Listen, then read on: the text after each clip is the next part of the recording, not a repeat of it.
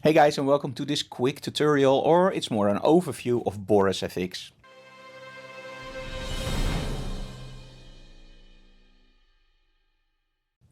Now, over the years I've tried many plugins, and most of all I'm drawn towards the plugins that do something unique. Like for example, a great skin filter is awesome, but there are many solutions that do the same thing. A great film emulation pack is awesome, but there's a lot of competition. So normally I will try to find one or two that I really like and I will stick with it. Sometimes, however, you find a plugin where you go like, I've never seen anything like this before, but now I know how Hollywood does it. Ladies and gentlemen, today I want to show you BorixFX Optics. And this is a filter you've never seen before probably, unless of course you know BorixFX. I'm running it as a plugin in Photoshop, but you can also run it from Lightroom or as a standalone.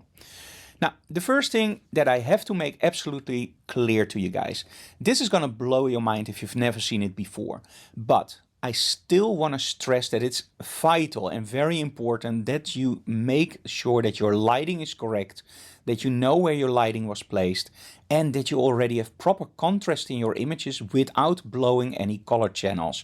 And what I mean with this is use a light meter and a color checker and shoot the image as if you're not going to use BorixFX.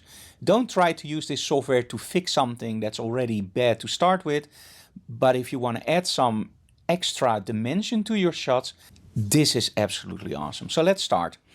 On the left side we see two layers. This is a little bit similar to Photoshop. The lightning beam actually means that that layer is active or not. And if there's something on there, you will see a square. So let's try that in a moment.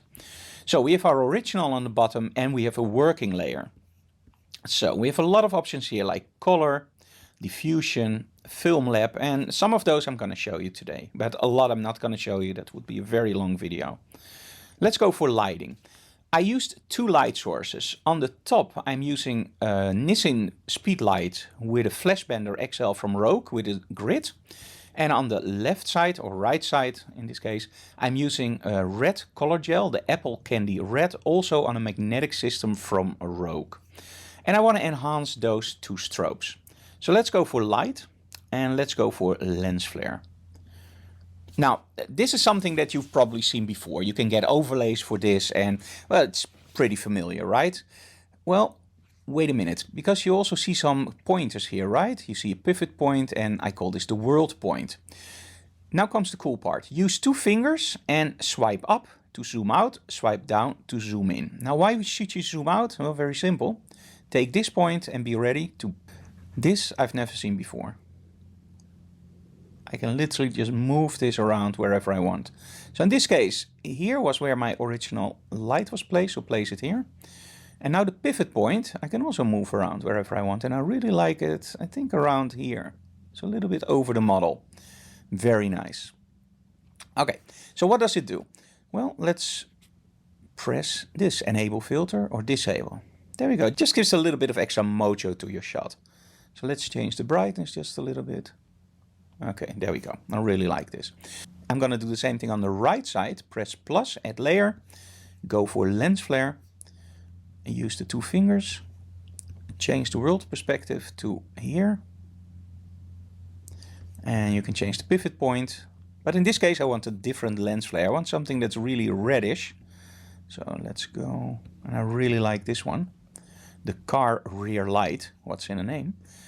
And maybe just move that a little bit up and a little bit out of the frame. And change the pivot.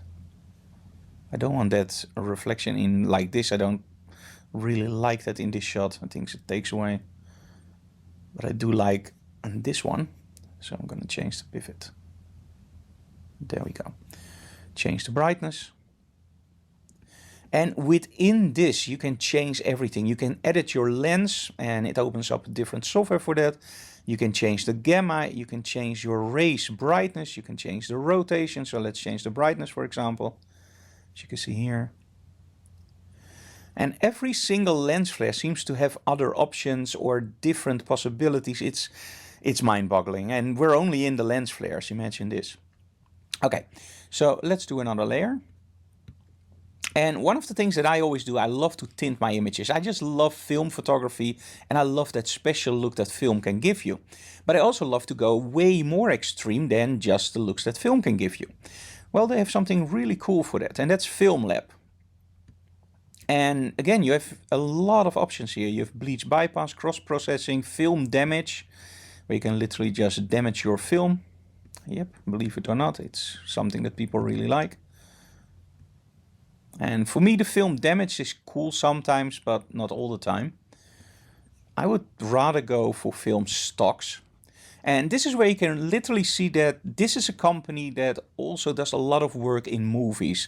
And believe it or not, a lot of the particle stuff that you see in, for example, Stranger Things and a lot of other series, I believe also Star Trek and a lot of movies, is actually done by the company that also releases BorisFX optics.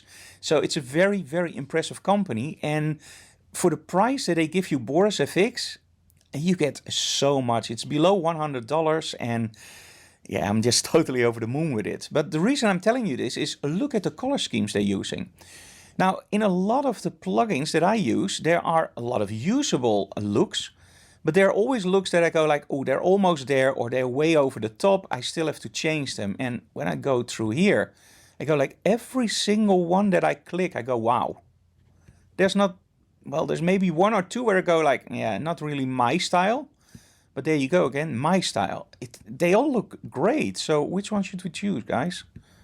I don't know. I want something a little bit dark and moody. And I still want to see the blue in my backdrop. So I'm not going to choose this one. But I do like this one a lot. But I still want to see that blue. This one is awesome. A little bit on the dark side, but hey, look at this. We can still go on the right side and we can change whatever we want. So let's say we want a little bit more contrast in there. Let's go for contrast.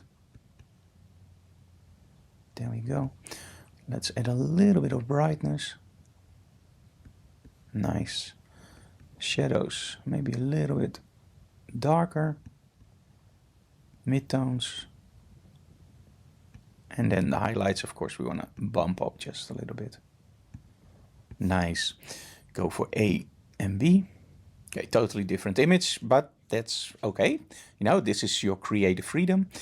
And the other thing that I want to point out, and this is something I think that's genius inside of BorixFX, that's actually the way that the layers work.